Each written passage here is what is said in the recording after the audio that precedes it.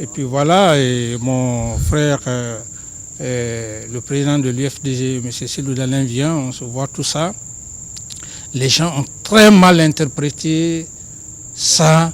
Et c'est cet acte-là qui est à l'origine du refus que vous avez essuyé de rentrer en Guinée? Non, bon, je ne dis pas exactement que c'est cet acte, mais il en est pour beaucoup. Bon, je dis simplement que à travers l'instrumentalisation, le président Alpha Condé, c'est un être humain comme moi. Il a raison. À travers l'instrumentalisation, ce que les gens ont dit autour, alors, c'était compliqué. Et c'est braqué. Et c'était compliqué.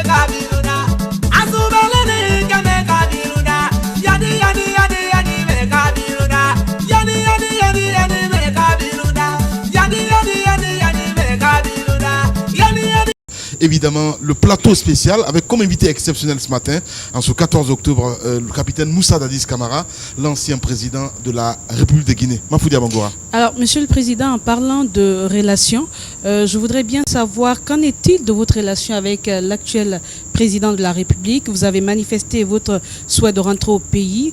Pour beaucoup de Guinéens, après l'interruption, en fait, lorsque il a été décidé de ne pas vous laisser rentrer, beaucoup de Guinéens ont attribué cette décision au président de la République. Est-ce vrai?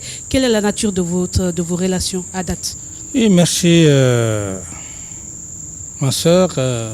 Ma relation est au beau fixe avec le chef de l'État. Vous savez, à un moment donné, il faut se remettre en cause. Bon, j'étais là et puis après un moment donné, peut-être qu'on reviendra là-dessus, lorsque j'étais tellement pressé pour que je puisse rentrer afin que les événements du 28 septembre, parce que j'en avais marre. Oui. Alors à cela, dans le micro, à cela, j'ai pris la décision, puisque j'étais dans l'armée. J'ai d'abord déposé la tenue. J'ai fait une correspondance officielle que j'ai déposée au niveau du ministre à l'époque, le ministre Kabele, et au niveau du chef de l'État. Alors donc, il y a eu des interprétations qui se sont passées. Vous savez, quand un chef d'État est là, l'entourage, les gens ont très mal interprété. Après ça, et puis voilà, je me suis lancé à la tête du FPD, FPDD. FPDD. Il se rappelle Front patriotique pour la démocratie et le développement. J'y ai cru qu'en le faisant. Puisque mon capitaine, vous le retenez pas. Laissez-moi aller. Je vais répondre à la question de ma soeur. J'ai cru en le faisant.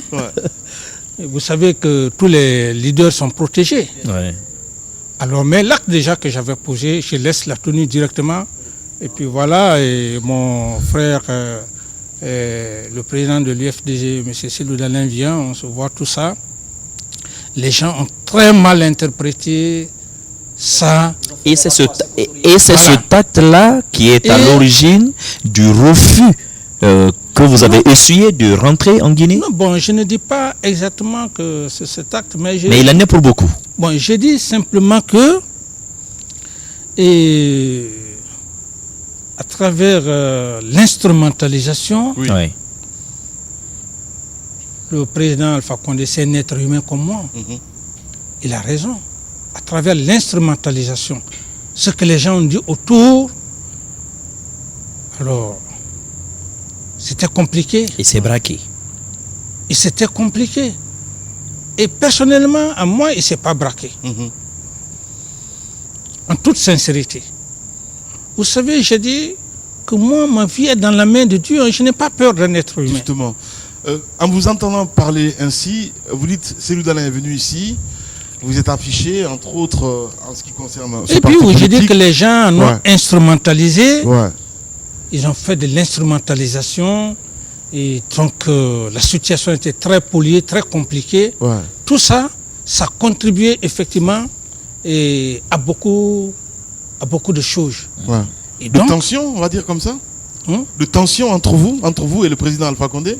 bon, pas de façon directe, mais dans les actes. Ouais. Et depuis votre bref passage à la tête des FPDD, est-ce que vous et le chef de l'État guinéen actuel, vous parlez souvent au téléphone? On se parle au téléphone. Souvent? On se parle au téléphone. Et c'est pour vous dire que je ne peux pas me donner raison parce que, très honnêtement, je ne suis pas rentré en Guinée ou bien que le président Alpha Condé n'a pas voulu. Non. J'ai dit, chaque chose a son temps. D'accord.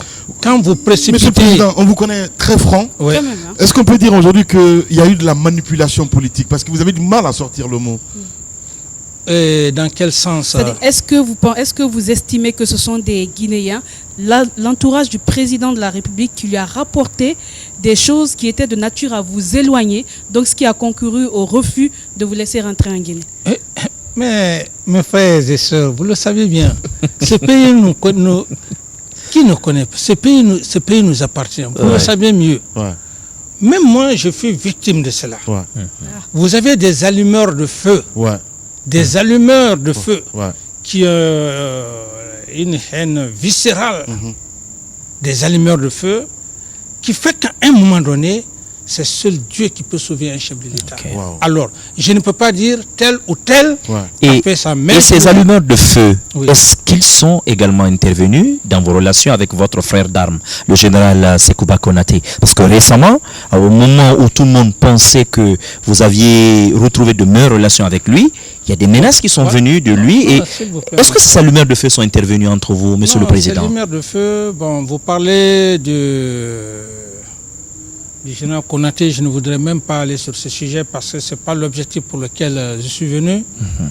Bon, et moi j'ai dit allumeur de feu, je n'ai cité personne. Mais comme vous le dites, vous le prenez comme un exemple. C'était votre frère d'armes. Tout le monde se rappelle votre grande amitié. Je ne cautionne pas Oui. le terme allumeur de feu et qui était à l'époque autour, qui étaient à l'époque autour du feu, autour du président Alpha Condé. J'ai dit allumeur de feu, des personnes qui sont là, qui instrumentalisent, qui catalysent. Oui. Et On les appelle en Guinée les businessmen de la crise. Voilà. Finalement, à la fin du Donc, compte. Ouais. Et le cas du général Sekouba, je ne m'occuperai pas de ça parce que D'accord. Ouais. je suis un homme très honnête. Ouais. Mais mon capitaine, Et en toute sincérité, oui. Dans le micro. ma relation avec le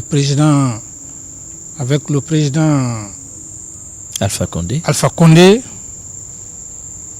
il a été très sage. Bien. Il a été très sage D'accord. que nos relations se rétablissent. Mais je suis curieux quand même de vous demander, Oui. aujourd'hui, Oui.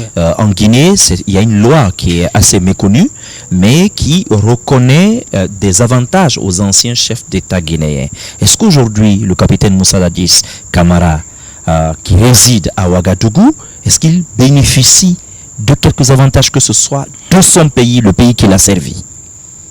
Bon, à ce Aujourd'hui, à ce jour. là, je garde ça pour moi.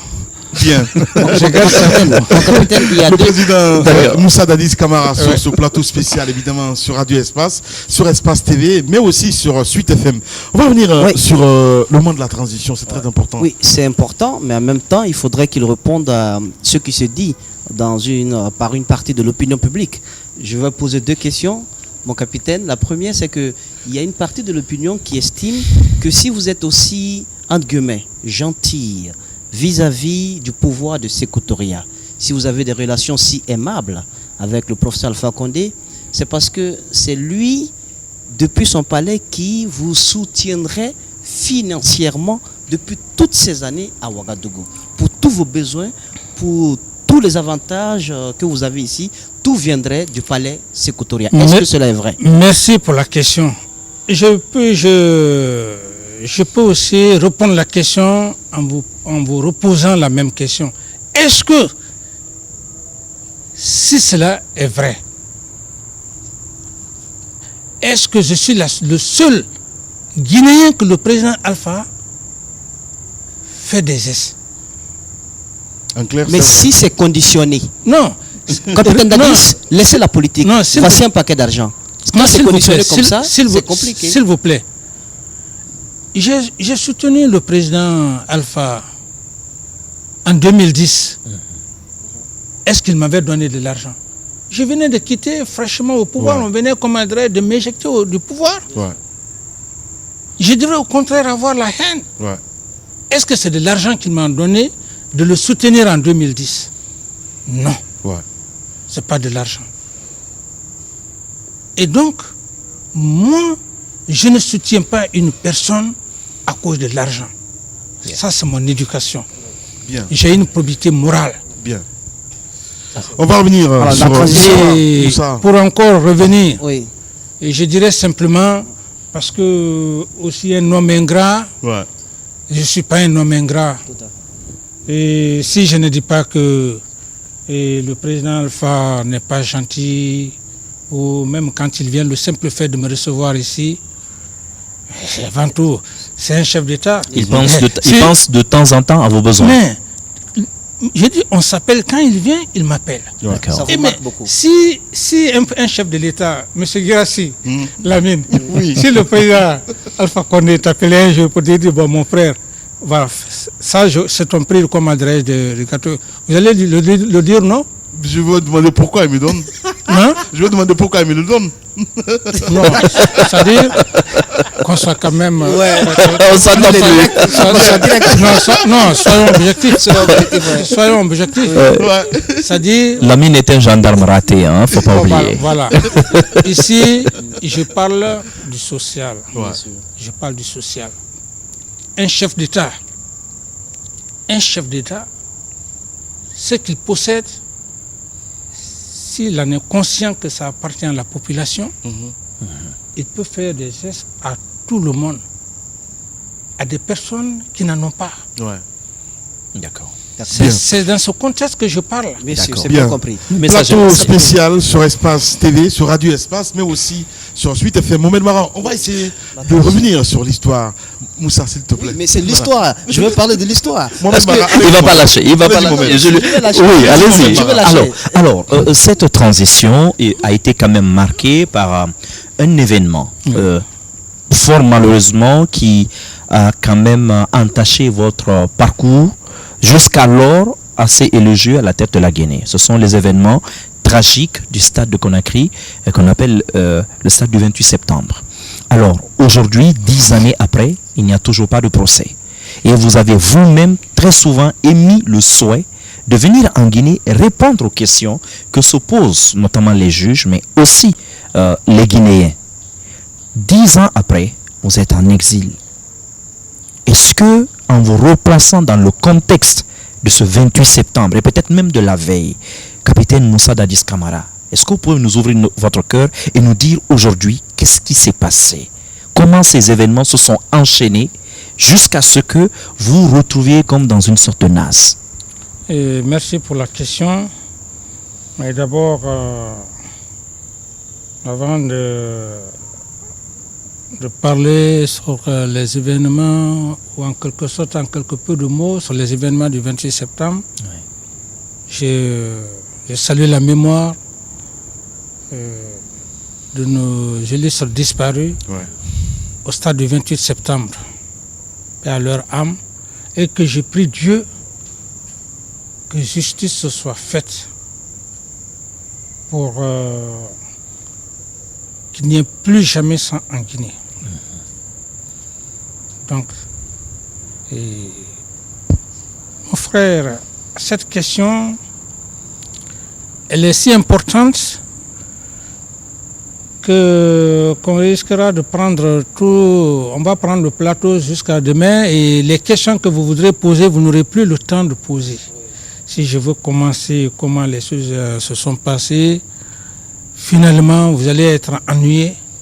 Et vous qu'est-ce que vous retenez ce que je retiens de ces événements? Ce que je retiens, vous avez toujours clamé n'avoir jamais planifié la mort des Guinéens ce jour-là. Ce que je retiens, ça a été, disons, quelque chose d'orchestré, de fabriqué savamment. Vous savez, lorsque on veut tuer son chien, on l'accuse de rage. J'ai cette conscience à moi, entre Dieu et moi, surtout ce qui m'est cher.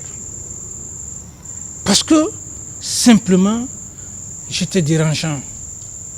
Je gênais, je dérangeais. Ouais. Et le problème qu'il y avait, c'est quoi? Faut-il passer par un tentative de coup d'État? À l'époque, voyant ma position, c'était difficile. C'était difficile. Ouais. Qu'est-ce qu'il fallait faire? Il fallait donc organiser une marche. Dadis veut aller aux élections. Vous allez fouiller dans les archives. Vous n'allez jamais attendre parler, même au stade, lorsque les jeunes m'ont invité, je n'ai pas donné de réponse. Oui, mais vous avez quand même... S'il vous plaît, je reviens au bout de mes idées. Allez-y, Monsieur le Président. Alors, lorsque cela fut constaté, Dadis Camara ne peut pas aller sous l'effet d'un coup d'État. Pour beaucoup de raisons. Il faut organiser une marche. On ne veut pas de Dadis. Et Dadis ou rien, tout ça. Ok, bien. Alors, cette manifestation, je quitte l'abbé avec le général Sekouba. Je ne voulais même pas aller au Fouta. Parce qu'en principe, un homme qui prend le pouvoir, ton devoir c'est d'abord aller remercier tes parents. Ouais. Mais si j'ai accepté d'aller au Fouta, c'était à la veille du 28 septembre. Ouais. C'est les charges du Fouta qui sont venus me voir. J'étais tenu, obligé de le faire pour que je mette dans l'esprit des Guinéens que le problème ethnique est tout à fait zéro, on n'a pas besoin de ça. Ouais. C'est cette motivation qui vous a amené à l'abbé. Qui m'a amené à l'abbé. De l'abbé, certes, j'ai dérangé ou bien les discours ou je ne sais quoi. Cela a été perçu comme une sorte de défiance, de venir dans un fief. Voilà, cela a été... Voilà, donc, et puis, peut-être que même cela a été perçu... Parce qu'on a dit que le capitaine Dadis ne peut pas être reçu à l'abbé. Voilà. Et donc, je voulais prouver à tous les Guinéens, à toutes les communautés, que ce qu'on prétend dire aux Peuls, c'est faux. Parce que moi, j'ai vécu avec des Peuls. J'ai des amis Peuls. Le père de mon ami était un Peul. J'ai encore même une soeur du nom de Barry Kadiatou. C'est peut-être quelques 10 à 30 mètres qui nous séparaient. Et je suis allé donc à l'abbé. C'était une façon de prouver aux Guinéens, quand on est président, on n'est pas président pour une communauté. Mais ça a été mal perçu. Et perçu dans quel sens? Peut-être que Dadis va pour une campagne présidentielle. D'accord. Il va pour une campagne présidentielle. Il a l'intention de se présenter. Alors donc, qu'est-ce qu'il fallait faire? Je reste à l'abbé. Avant même d'aller, j'ai fait un communiqué. J'ai dit que ça sera un recueillement simplement pour nos martyrs pour le 28 septembre. Donc j'ai pris le courage d'aller pour simplement faire l'équilibrisme ethnique. Ouais. Je reste là-bas. Ça, c'était avant les événements ou Juste après? avant. Non, ça c'est avant les événements. Juste voilà. Donc je reste à la baie. Je suis allé avec le général Sekouba, avec mon équipe. Et malheureusement pour nous, le vieux sage m'avait même dit ce jour de passer la nuit, mais puisque ce n'était pas dans le programme, on vient à la station et j'ai mon véhicule qui a pris du gasoil au lieu de l'essence. Et on a appris tout cela. Voilà, donc. Et certainement, c'est par ce fait d'ailleurs que certains ont dit qu'un complot était préparé contre vous à l'abbaye. Voilà. Et que ce n'était pas du tout une erreur, Bon, que ce complice se soit confondu le gasoil à l'essence. De toutes les façons, je ne veux pas trop, je ne peux pas faire un jugement. Je vais juste dire le processus. Donc j'arrive, alors, très fatigué, dans la nuit du 26 ou 27. Dans les environs minuit, fatigué, avec tout le parcours qu'on a eu à faire. On quitte, comme on appelle, Conakry, on va à Mamou, de Mamou on va à l'abbé. L'abbé, on ne dort pas. Je reviens fatigué moralement. J'étais là. Et au beau matin, on m'appelle, on me dit qu'il y a une grande manifestation au stade. Il y a eu des coups de fil la nuit. Mais cependant, la nuit, Oui. quand vous êtes rentré de la baie, on se rappelle de cette discussion que vous auriez eue avec notamment Sidia Touré, grâce avec l'aide du téléphone de Thibou Camara. Effectivement. Et vous aviez demandé un report de cette manifestation. Parce qu'il y avait, disons, on devrait se recueillir quand même de 28 septembre. Dans le micro. Et donc, au cours de notre conversation, il y a eu interruption. Donc, avec qui? Oui, avec Sidia Touré. Oui. Mais qui vous a appelé? C'est Sidia Touré qui vous a appelé ou c'est vous qui avez joint Sidia Touré? Non, voilà le problème. Puisque fatigué, et à l'époque, vous savez, même quand il fait tard, j'appelais des ministres aussi. On rentre fatigué. Donc, Thibou était là.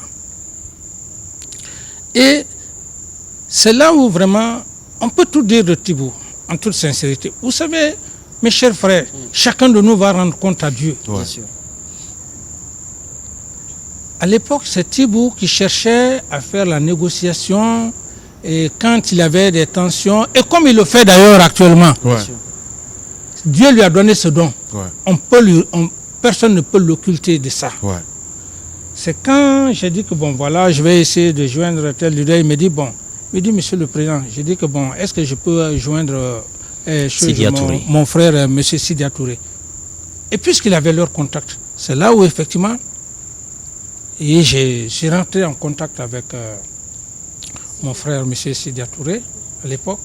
Mais au cours de notre conversation, il y a eu interruption. Il m'a dit, monsieur le président, à 7 heures, je ne peux plus retourner et remobiliser tout ça. On est resté à parler, il y a eu interruption et j'ai pas cherché à le rappeler.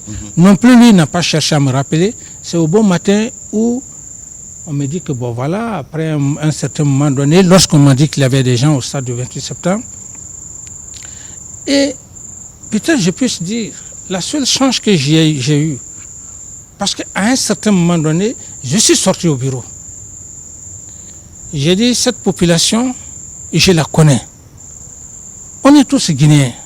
J'ai dit, je vais aller devant cette population. Quand cette population va me voir, cette population va se calmer. Vous avez failli aller au stade du 28 septembre. Et puis, pour parler aux militants et aux leaders qui s'y trouvaient. Oui, je suis même allé à côté de ma voiture. On m'en a empêché. Et à l'époque même, pour être très franc à l'époque, même mon aide de camp m'en a empêché avec tous les militaires. Le commandant Aboubakar Toumba. Oui, je suis avec les militaires, avec les femmes militaires, tous les militaires. Je suis allé dans mon bureau. Je ressors, je ne vois pas la clé de la voiture. Ou bien je vais survoler pour aller au stade. Non, je suis allé resté au bureau, j'étais derrière mon bureau. C'est là où, effectivement, j'apprends qu'il y a eu des morts. Et vous parlez